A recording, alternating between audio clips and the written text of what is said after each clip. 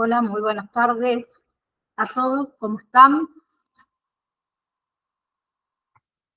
Quiero saber si ustedes me pueden escuchar, si se escucha bien.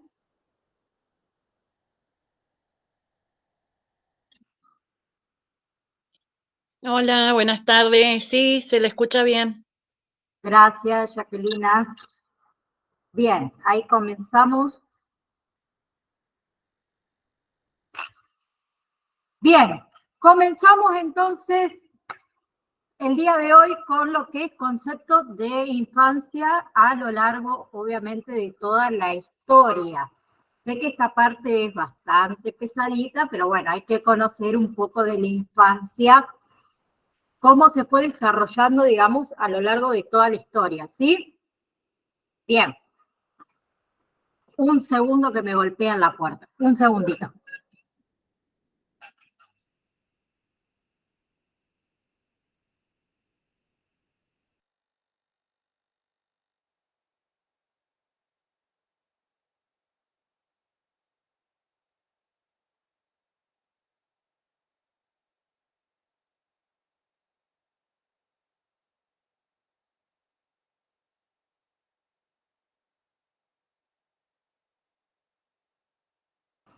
Perdón, mil disculpas. Me golpearon la puerta. Bien, les decía, entonces, tenemos que conocer un poco, obviamente, de la infancia, cómo fue evolucionando, digamos, la infancia en las diferentes etapas de nuestra historia. ¿Bien? Entonces, ¿qué pasa? Se suele dividir mucho la infancia en que en etapas, en periodos, desde que uno nace, también hasta la muerte, ¿no? Hasta la vejez, la muerte. ¿Bien? Bien, entonces vamos a comenzar con lo que es Grecia y Roma, ¿sí? Donde acá surge, nace lo que es el concepto de lo que es la educación liberal y lo que es el desarrollo integral de todas las personas. O sea, acá más que nada trabaja con lo que es el cuerpo y lo que es la mente. Hay algunos filósofos que expresan mucho esa necesidad de que la educación se adapte a lo que es la naturaleza humana. ¿Sí? Y comienza también lo que es el desarrollo de la medicina. La medicina se comienza a interesar un poco más en lo que es la salud infantil, cosa de que antes no existía. Bien, entonces tenemos a Aristóteles que en el año 384, entre 384, perdón, y 322 antes de Cristo, en muchos de los escritos que él ha dejado, expresa ese interés por lo que es la educación o los problemas de educación infantil. ¿Alguien quiere hacer alguna pregunta? Siento que tienen. Quien pueda cerrar el micrófono mejor, así no hay interferencia, excepto que tenga que preguntar algo. ¿Sí? Bien. ¿Cuál era la idea de Aristóteles en ese momento? Era tratar de formar hombres libres. ¿Sí? Entonces él habla de distintos periodos para lo que era la educación infantil. Para él, hasta los 2 años, que es el primer periodo, ¿sí? El niño convive con lo que es un endurecimiento bastante fuerte en la niñez. ¿Sí? Los acostumbran mucho a lo que es, por ejemplo, el frío. ¿Sí? Luego está el otro periodo, que es hasta la edad de 5 años, que todavía dice que no es bueno orientar al niño a un estudio ni a un trabajo. ¿Sí? Porque eso lo impide el crecimiento. ¿Bien? Y que se le debe permitir al niño en ese momento bastante movimiento. ¿Para qué? Para que no genere una inactividad corporal. ¿Bien? Acá comienza ¿qué? Los juegos de la infancia. ¿Sí? Que para Aristóteles esos juegos de la infancia, más que nada se basan en ¿qué? en imitaciones, ¿sí? Más que nada en imitaciones de las ocupaciones que puedan llegar a tener estos infantes en el futuro, ¿sí?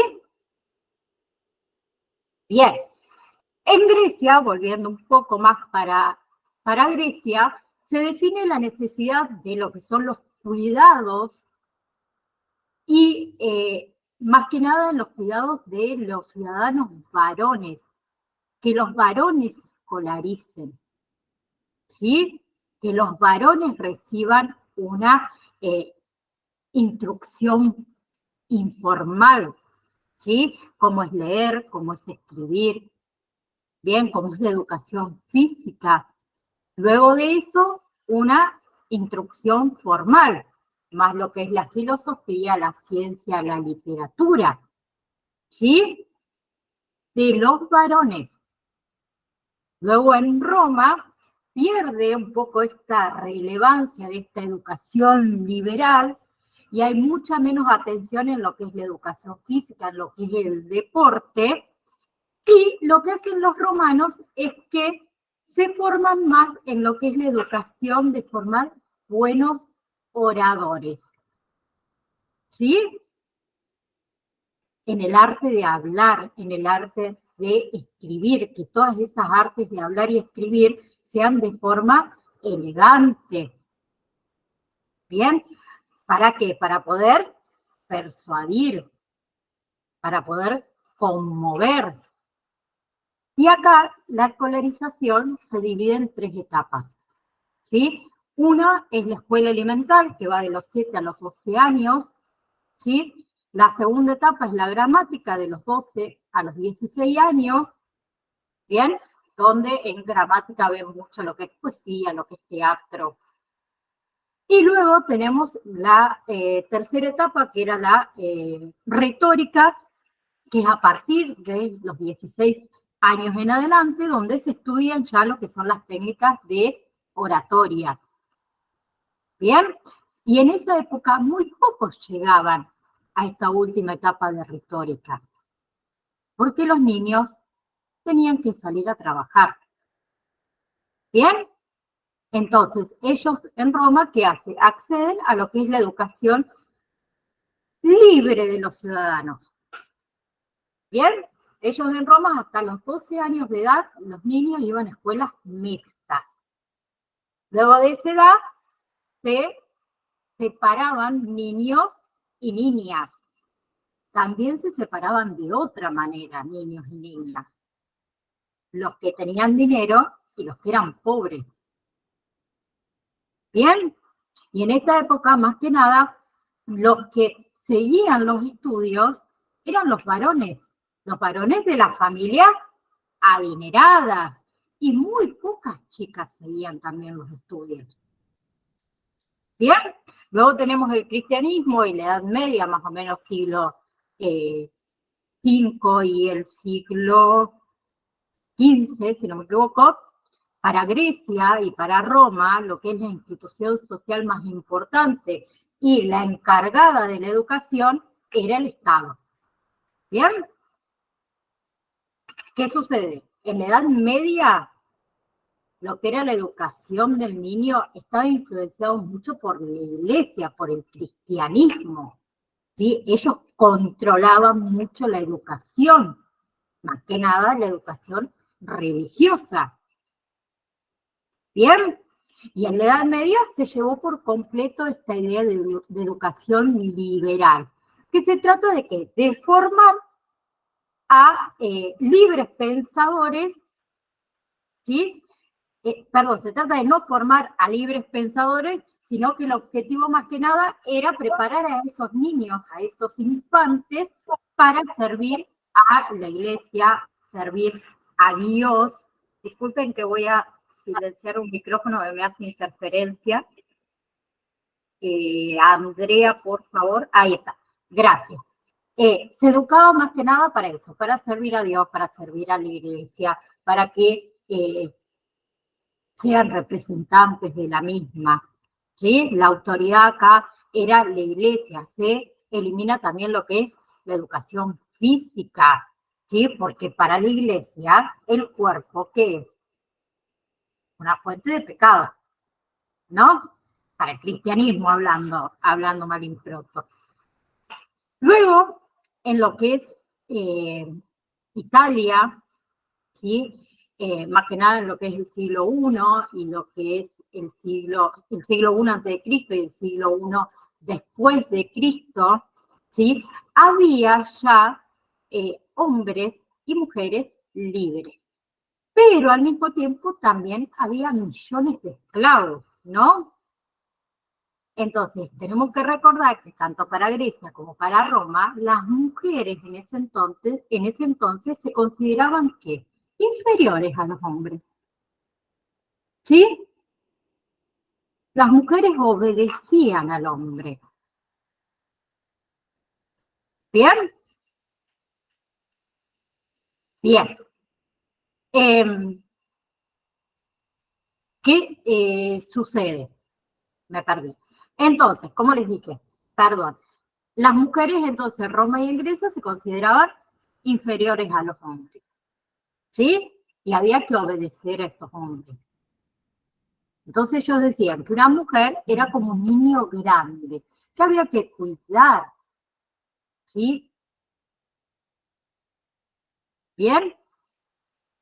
Entonces ellos decían también que si un esclavo o una mujer se atrevían a replicarte, ¿sí? Notaban cólera. Eso lo decía Séneca, ¿sí? Séneca era un filósofo, era un político, era un orador y también era un escritor romano. Y por otro lado tenemos a otro filósofo que era Epicteto, ¿sí? Que decía que lo que era el adulterio, más que nada en las mujeres, ¿saben lo que es el adulterio? Son relaciones sexuales de una persona, por ejemplo, casada con otra persona que no es su cónyuge en este caso. Era un robo. ¿Bien? ¿Hasta ahí vamos? Bien. Entonces, en esa época, ¿qué pasaba? La idea del niño,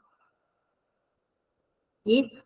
Se veía como el niño perverso, como el niño corrupto. Y ese niño debe ser como socializado, ¿sí? Mediante castigos, mediante disciplinas. ¿Bien? Bien. En esa época también el niño se consideraba como un hombre en miniatura. ¿Bien? Entonces, lo consideraban como un estadio inferior al adulto. Entonces, el niño debe ser ¿qué? Educado, debe ser reformado. Eso implica que cuidados físicos, disciplina, amor de Dios. ¿Bien? Pero acá no hacían referencia a qué? A la necesidad de ese amor que necesitaba el niño para el buen desarrollo infantil. ¿Bien? En la Edad Media, ya lo que es el acceso a la educación, lo tenían solamente algunos varones. Las mujeres no iban a la escuela, no tenían educación. ¿Sí?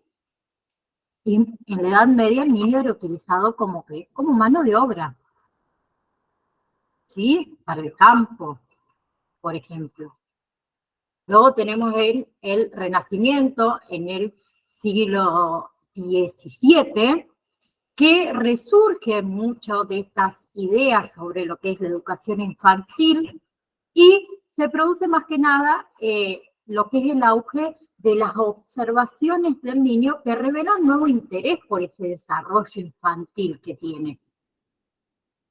Bien, tenemos a un filósofo humanista y teólogo también cristiano, que es Erasmo, que él manifestó cierto interés por la naturaleza infantil. Bien, Luego tenemos a Luis Vives, que también fue un filósofo, humanista, psicólogo y pedagogo español, ¿sí? Que vivió entre el año 1492 y 1540, que también él expresaba mucho ese interés por la evolución del niño, ¿sí? Por la educación, ¿bien? Por la adaptación de esa educación a distintos casos, a distintos niveles. También Luis Vives se preocupó mucho por la educación de las mujeres. ¿Bien? Bien. Y por otro lado tenemos a otro teólogo, pedagogo y filósofo, que él era de lo que es ahora la República Checa, que es Comenius, ¿sí? Que él insiste que se debe educar tanto a niños como a niñas, ¿sí? Y el papel que ocupaba el educador en esa época debía ser la madre. ¿Bien? Y Comenius, ¿qué hace? Él dice que la escuela debe ser, o la escolarización, mejor dicho, debe ser obligatoria hasta los 12 años de edad. ¿Bien? ¿Hasta ahí vamos? Luego también tenemos a Heroat, que era un médico, ¿sí? Ahí voy. Que él lo que dijo, lo que hizo, mejor dicho, él fue el tutor de Luis XIII de Francia, que se acuerdan que, bueno, no sé si lo saben, pero Luis XIII de Francia fue rey de Francia, fue rey de... ay, no me sale la otra, era el rey, el llamado el Justo, ¿sí? Fue príncipe, copríncipe, mejor dicho, de Andorra también, y fue hijo de Henry IV. Él escribió un diario, más que nada, sobre lo que es la juventud y lo que es la infancia, ¿sí? Y él, en ese libro, en ese diario que escribió, revela mucho lo que es esas ideas que tenían del niño en esa época, ¿sí?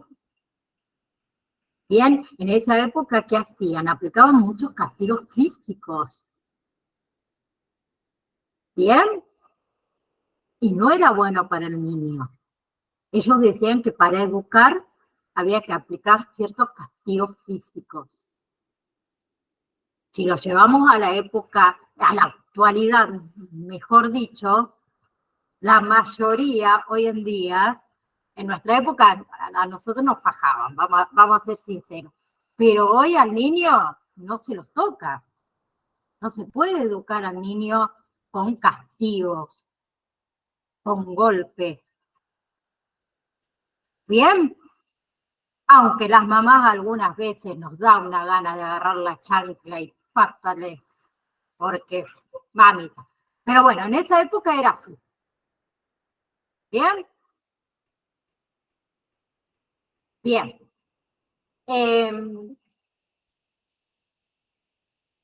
Me perdí. ¿Por qué me voy? Bien. Luego seguimos con lo que es, la revolución industrial, que disminuye mucho lo que es la necesidad del trabajo, de la mano, ¿sí? De la obra infantil. Entonces muchos niños en esa época ya comienzan a no tener que ir a trabajar, ¿sí? ¿Y qué sucede? Tienen muchas horas libres, y esas horas libres hay que ocuparlas con alguna actividad.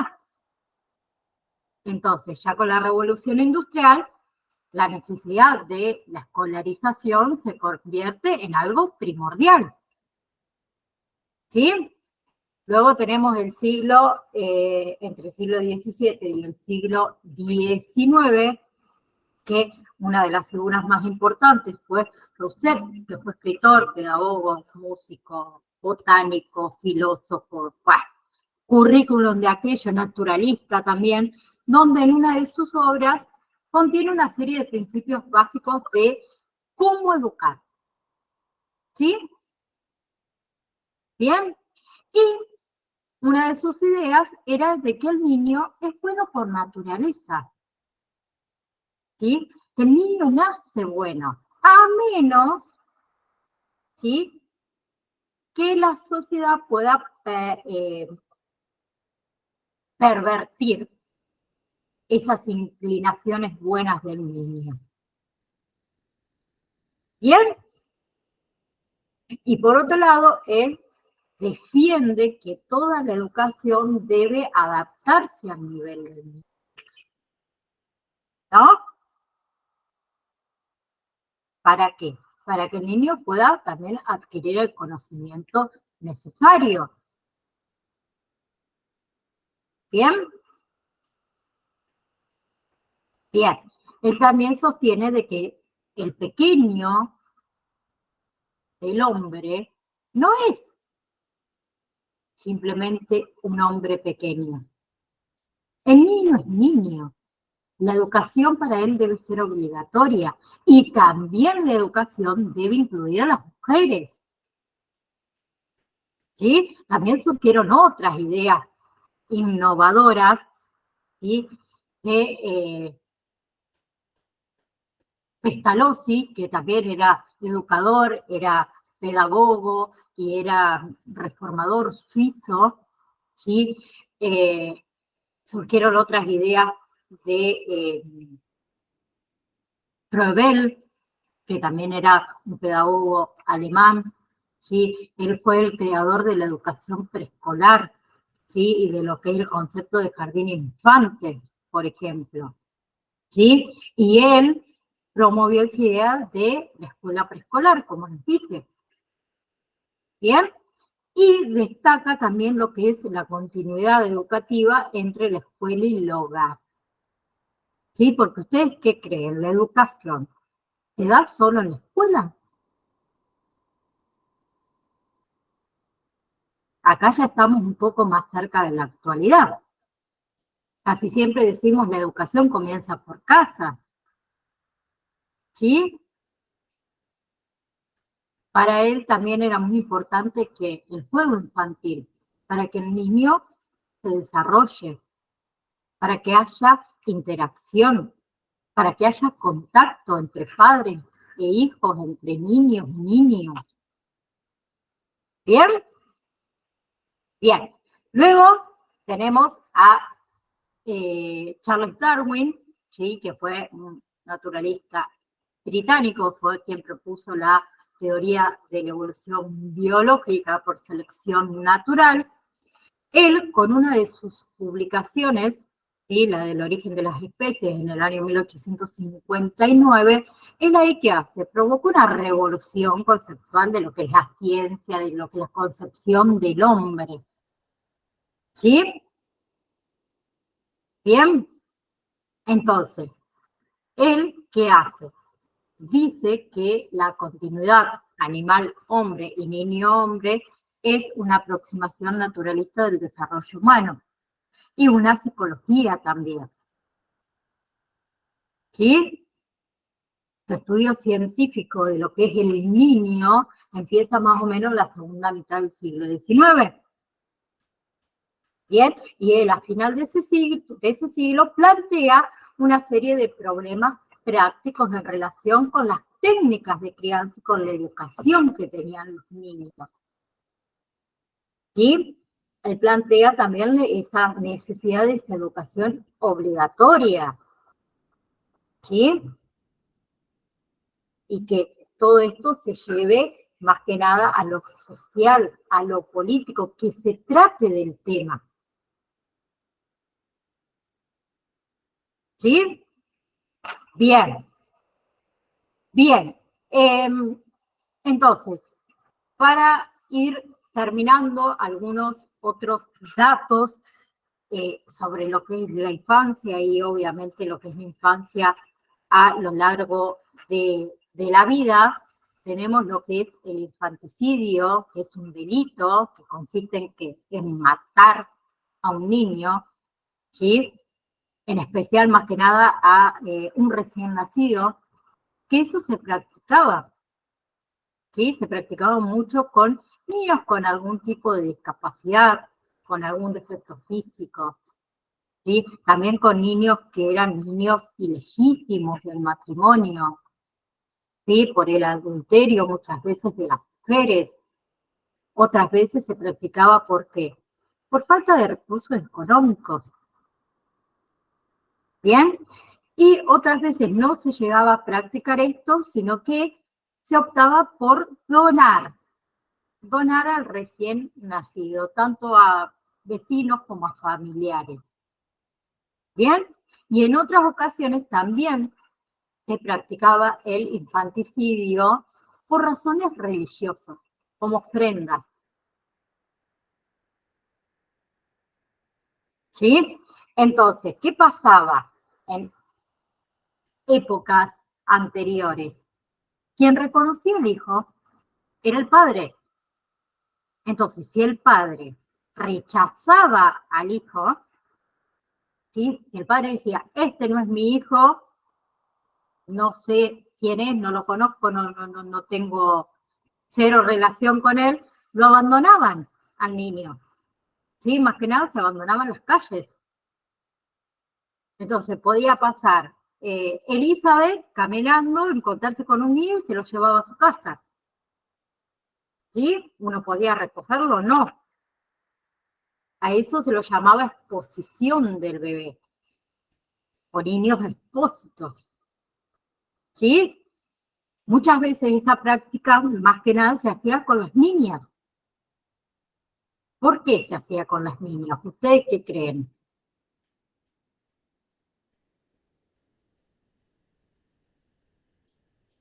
¿De qué estuvimos hablando? El niño era mano de obra, el varón.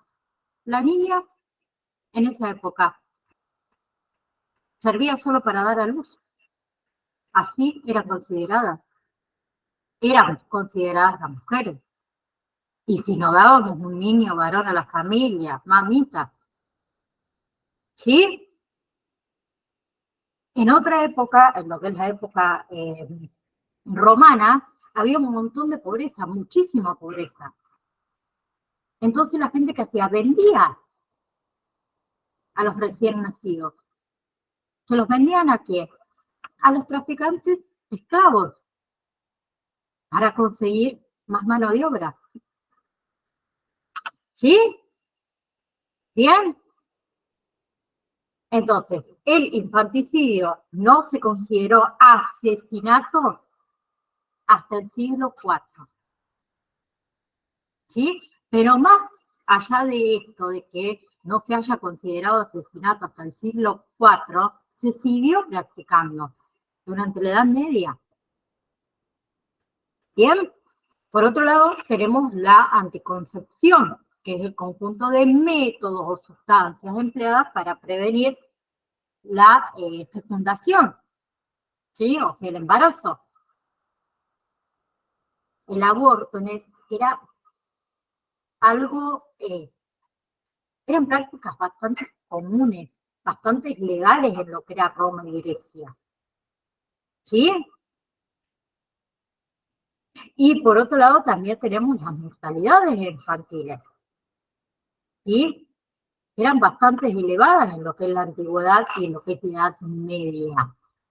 Por enfermedades, por mala alimentación, por mala atención, también por descuidos. ¿Sí? Entonces, por eso, en esa época, adquirían mucho valor los niños que habían superado los 4, 5 años o 6 de edad. ¿Bien? Por otro lado, respecto a lo que es el trato de los hijos, ¿sí? Una idea bastante extendida durante varios siglos es que el padre y la madre deben asumir distintos papeles. ¿Sí? Por parte del padre, severidad, ¿sí? Poca afectividad, ¿sí? En cambio de la madre era afecto, condescendencia. Esos eran los dos roles que tenían los padres. Bien, luego también en lo que es Europa, lo que llevó mucho, que había tanta pobreza, en Europa también se practicó esto de incorporar a niños al trabajo desde los 5 años de edad. ¿Sí? El niño en lo que la población europea era en cierto modo esclavo del adulto. ¿Sí? El padre tenía la propiedad del niño, ¿sí? Y podía venderlo, podía entregarlo, podía abandonarlo para que incorporarlo al trabajo, ¿no? Bien. Y en el siglo XII, la iglesia ahí ya directamente, ¿qué hace? Decreta que no se puede vender a un hijo después de los 7 años de edad. O sea, si vos tenías un hijo de 5, lo podías vender. Pero si tu niño ya superaba los 7 años de edad, no lo podías vender. ¿Bien? En cambio, en el siglo, perdón, ya XIX, en Rusia ya directamente se prohibió legalmente esto de el abandono, venderlos, entregar a los niños. ¿Sí? También se sabe por varios documentos que los niños sufrían muchos abusos. ¿Sí? Abusos sexuales, abusos físicos. ¿Sí? Y que eran objeto de diversión de los adultos. ¿No? Bien. Por otro lado, tenemos ya en el siglo XIX, si no me equivoco, no, más. No, 18, está bien, el siglo XVIII, lo que es el malthusianismo, que es una doctrina política y económica que define lo que es el control de la natalidad. Sí, ahí se comenzó con esto de las prácticas anticonceptivas para disminuir esto de la mortalidad infantil. ¿Sí? ¿Para qué? Para que el niño ya no deje de ser eso de una pérdida inevitable. Porque antes, acuérdense, anteriormente, ¿qué pasaba? El matrimonio solía tener muchos hijos, muchos hijos. ¿Pero por qué tenían muchos hijos? Porque la mayoría no llegaba a la edad adulta. Entonces ellos tenían la idea de tener muchos hijos para que algunos puedan llegar a la edad adulta, porque morían. ¿Sí? Y no fue hasta el siglo XX donde la infancia fue reconocida como periodos con sus propias características, con sus propias necesidades. No se lo consideró hasta el siglo XX al niño como persona que tiene derechos, ¿sí? Que tiene libertad, que tiene dignidad. ¿Bien? Bien. Y por último, tenemos los derechos del niño, ya que los tocamos. Los derechos, ¿cuáles son? De participación, y los niños, como personas y sujetos de derechos, pueden y deben expresar sus opiniones en temas que los afecten a ellos.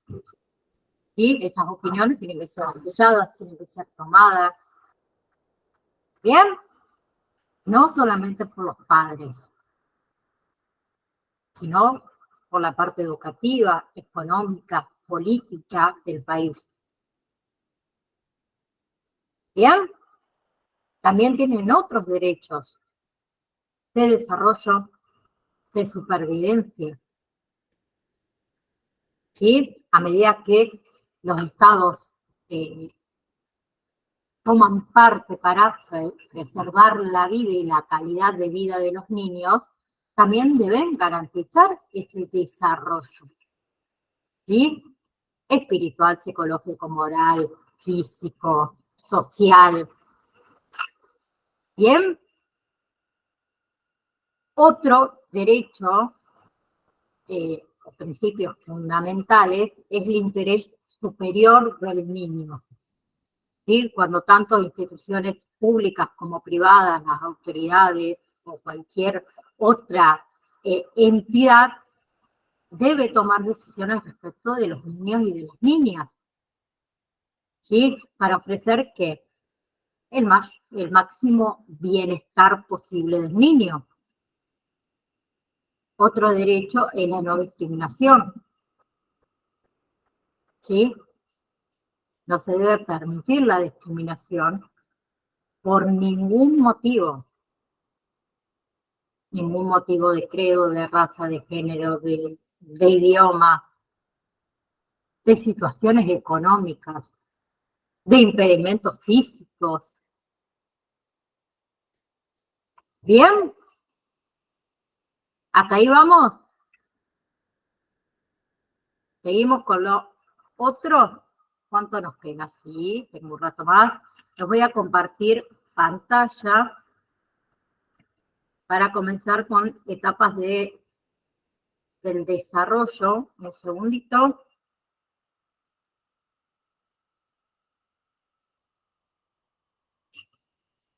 Ahí compartimos pantalla.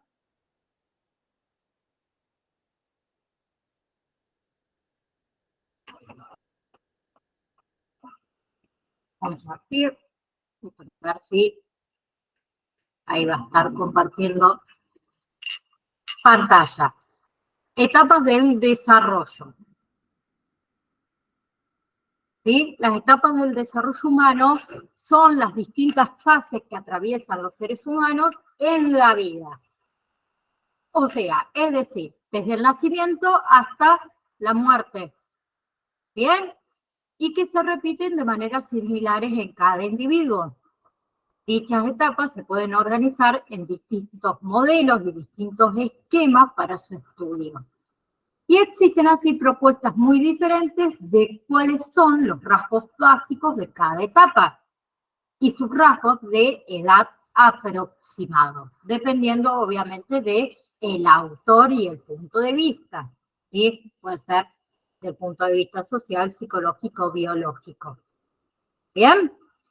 Nosotros tenemos a Hoffman en el año 1996, que menciona que uno de los factores que influyen en el desarrollo es la situación de la persona dentro de cada ciclo de vida.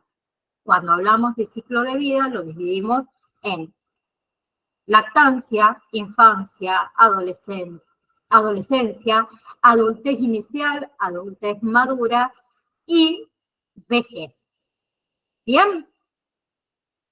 Los periodos, los nombramos, vamos a ir viendo uno por uno, ya que ustedes en el PDF lo tienen por distintos autores, ¿sí? Tenemos el primer periodo, que es el periodo de latencia, que empieza desde lo que es el nacimiento hasta aproximadamente los 2 años de edad.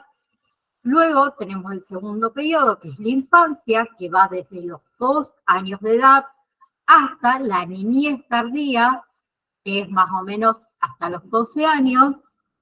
El tercer periodo, que es la adolescencia, que comienza con lo que es la pubertad, que es el final, digamos, de la infancia, y es el inicio de la adolescencia, que comprende más o menos entre 12 y 20 años de edad.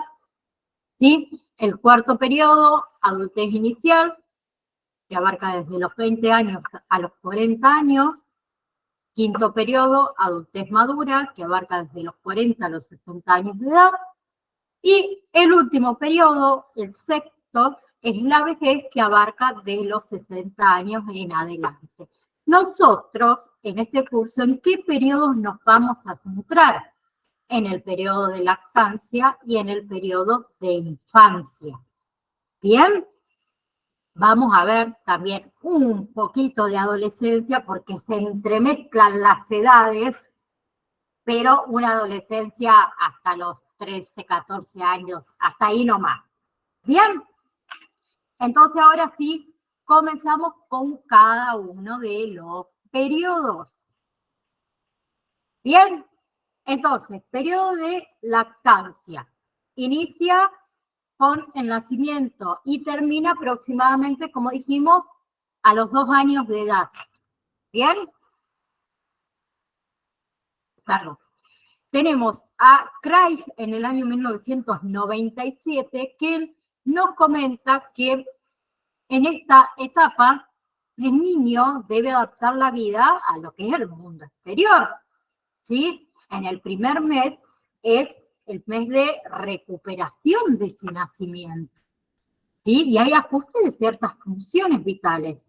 La circulación, la digestión, la respiración, la regulación de la temperatura en el niño. ¿Sí? En esta etapa también son capaces de ¿qué? De llamar la atención. Y ellos llaman la atención ¿para qué? Para saciar sus necesidades. ¿Sí? Tienen sueños regulares, tienen sueños irregulares, todo va a depender de cada niño. Algunos tienen somnolencia, comienza el llanto descontrolado que las madres no sabemos lo que tiene el niño. ¿Sí? ¿Bien? Al principio, ¿qué sucede? El niño mayormente se la pasa durmiendo. ¿Sí? Pero ¿qué pasa luego? Gradualmente dedican un poco más tiempo a estar alerta. ¿Sí? En esta etapa también los niños, ¿qué hacen? Siguen los objetos que se mueven, ¿sí? Y comienza la coordinación de movimientos, ¿no? ¿Sí? Luego tenemos a otros autores, como es Kyle y Kabak, en el año 2011, ellos mencionan que los recién nacidos parecen estar preparados para comenzar a interactuar con todo su medio ambiente. ¿Sí? Y que pasan por diferentes estadios, que son 4. Tenemos la alerta inactiva, ¿sí? Donde el bebé está en calma, con los ojos abiertos, está muy atento. Luego tenemos la otra etapa que es la vigilia activa, ¿sí? Cuando el bebé está con los ojos abiertos, pero parece que está desenfocado. ¿Sí? Pero mientras tanto, lo que son sus bracitos y sus piernitas se mueven. ¿Sí? Hacen movimientos descoordinados. Luego tenemos el llanto, ¿sí? Que suele acompañarse más que nada por ciertos movimientos descoordinados, agitados. Y la última, el último estadio o fase es la del sueño, donde el bebé alterna ese estado inmóvil y de respiración regular con movimientos un poco más suaves o respiraciones irregulares, mientras los ojitos están cerrados, duerme, ¿no? Bien. Luego tenemos el niño cuando entra en, ya es un poco más grande en esto de estos primeros 2 años de vida, donde hay un desarrollo físico y motor durante estos primeros 2 años, ¿no? Es un proceso que para el niño es bastante complejo, para los padres también, ni hablemos. ¿Sí? Debe dormir lo necesario. El niño debe sentirse seguro. Debe recibir los cuidados que necesita. ¿Sí? Pero también debe tener que ciertas experiencias estimulantes, ¿no? Experiencias apropiadas a su edad. Tenemos los primeros 4 meses donde el bebé es el típico bebé regordete con esos cachetes que te dan ganas de apretarlo, ¿sí? En estos primeros 4 meses también lo que es la piel del bebé va perdiendo esa apariencia de apenas de cuando nació, de cuando era un neonato, ¿sí? El pelo, comienza el pelo a ser reemplazado, ¿sí? Esa pelusa que tenía el bebé se va cayendo, ¿sí? El bebé también comienza a enfocarse, ¿sí? Permanece un poco más tiempo despierto, sonríe, ¿sí? Muchas veces también estos primeros 4 meses balbucea, ¿no? Sabemos que al nacer la cabeza del bebé representa cerca de un cuarto total de todo el cuerpo, ¿sí? A los 4 meses de edad el cuerpo ya comienza a crecer un poco más rápido, entonces empieza a proporcionarse. ¿Sí? Al principio, a las semanas, 2 semanas, vamos a ver que nuestro bebé tiene una cabeza muy grande comparada con el cuerpo. Al 4.º mes ya comienza a proporcionarse esas proporciones para hacer, valga la redundancia, dijo uno. ¿Sí? También, ¿qué sucede acá? En los 4 meses, lo que son los dientes, los huesos, comienzan a transformarse. ¿Sí? Hay dientes que comienzan a salir entre los 4 y los 5 meses de edad. ¿Bien? Si hablamos de edad promedia para salir los dientes, en realidad es más o menos a los 6 meses, pero va a depender también de cada uno. En estos meses de edad, también los huesos todavía son cartílagos y no se han calcificado completamente. Bien, en los 4 meses el niño, por ejemplo, cuando lo ponemos boca abajo, en general, ¿qué suele hacer? Levantar el pecho, levantar su cabeza. ¿Sí? ¿Y por qué? Usted se preguntará, ¿y por qué, profe, usted nos está dando todas estas cosas? Para que nosotros observemos que si alguna de estas cosas por ahí no sucede, puede ser por algún mal desarrollo, por algún trastorno o demás. ¿Sí? ¿Qué más sucede en estos 4 meses de edad? Cuando el niño está sentado, ¿sí? Mayormente mantiene la cabeza ya erguida, ¿sí? Bien, también a esta edad mayormente cuando el niño está de espalda, o al revés, o está boca abajo, puede rodar y colocarse de espalda, ¿sí? Bien, en esta época también comienza lo que es el descubrimiento personal del niño. Descubre las manos, descubre los dedos, ¿sí? Comienza a estudiar todos esos movimientos que él hace. También descubren los pies, los dedos de los pies y comienzan a manipular, ¿sí? Bien, esto se da más o menos entre los 4 a 6 meses de edad, ¿sí? Luego, entre los 5 y los 8 meses de edad, además de los dientes, el pelo se vuelve más grueso, se vuelve más largo, ¿sí? La mayoría también logra que mantener la vista, ¿sí? Y comienza todo lo que es el periodo de exploración de los objetos, de las manos, de la boca, los ojos. ¿Bien? ¿Sí? Tienen mayor capacidad para el uso de las manos, tienen a lo que llamamos habilidades motoras finas, ¿sí? Luego, la mayoría de los bebés, ya a los 8 meses de edad, algunos antes, algunos después, pero más o menos a los 8 meses de edad, puede sentarse, ¿sí? Y mayormente, o la gran mayoría ya puede sentarse sin ningún tipo de apoyo, mantenerse erguido, ¿no? ¿Sí? En otros casos, algunos ya pueden comenzar a dar ciertos pasos, ¿bien?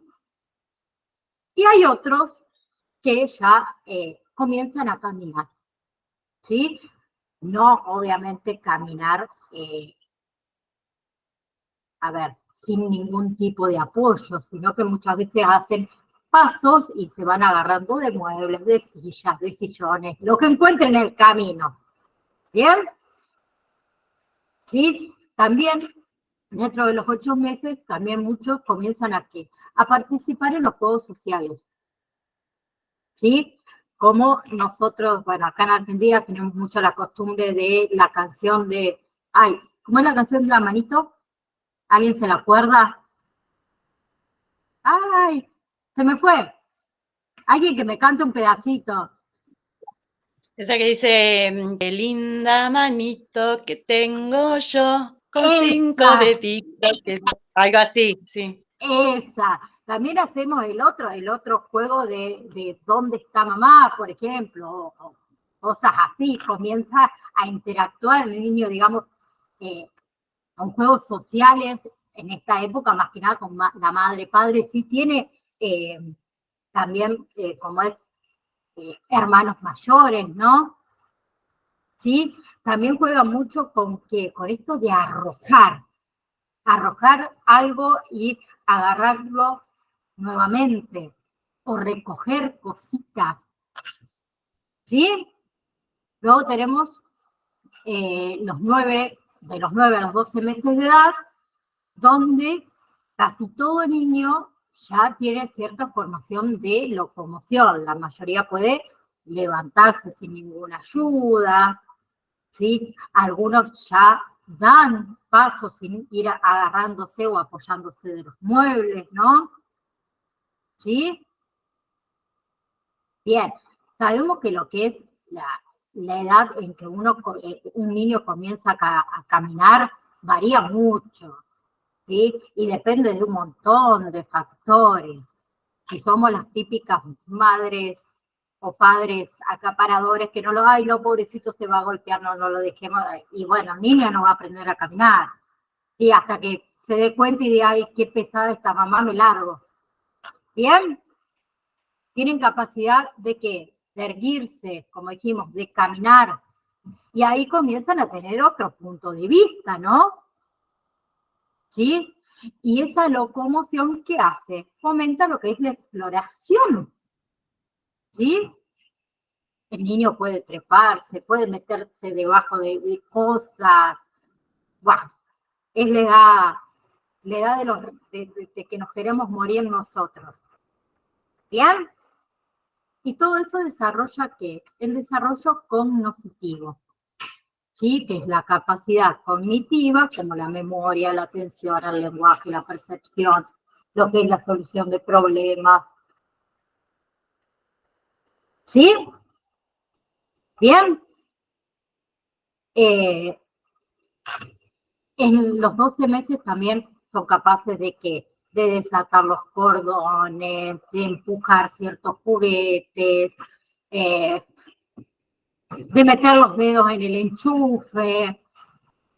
Entonces también nosotros somos los encargados de poner límites a eso, ¿no? Muchos también a los 12 meses ya comen solos, ¿sí? De un modo un poco más limpio. Comienzan a comer solos antes, pero hacen un desastre. Pero por ahí comienzan a comer con cucharas o a beber, pero un poco más limpio, ¿sí? Y es la edad también que los niños se encuentran al borde del lenguaje, ¿sí? Y hacen nuevos descubrimientos de todo el mundo que los rodea, ¿sí? Y acá, en esta edad de los 12 meses, también se debate mucho el niño en si caminar o prefiere decir palabras. Ambos al mismo tiempo no sucede. ¿Sí? Antes que nos retiremos, bueno, le cuento a la profesora, mi niña comenzó a caminar a los 9 meses, pero caminaba por todos lados. Pero ella comenzó a hablar más o menos a los 15 meses de edad. No decía una palabra, pero era una chuki. Chuki para todos lados. Claro, ¿qué hizo ella? Prefirió el caminar y no hablar. Mayormente no hacen las dos cosas relativamente al mismo tiempo. ¿Bien? Bien, nos vemos la clase que viene porque obviamente no voy a llegar. Vamos a terminar, me estoy anotando, tenemos que ver de lactancia los 18 meses, ¿sí? Y los 24 meses de edad, y vamos a ver también lo que es la lactancia por diferentes teóricos, digo, diferentes psicólogos, psicoanalíticos, ¿sí? Como es Freud, como es Piaget. Bien, nos vemos entonces, si Dios quiere, el próximo martes para seguir con esto de las etapas. Les quiero aclarar algo. Ustedes tienen un PDF que es bastante largo, ¿no? ¿Sí? Céntrense más que nada en lactancia y infancia. Bien, lo demás lo vamos a ver, pero lo vamos a ver un poco muy por arriba para que sepan que existen otras diferentes. Bien, pero nosotros nos vamos a enfocar más que nada en infancia y lactancia, ¿sí? Nos vemos el martes próximo. Listo, profe, hasta la próxima clase. Chao, Janete.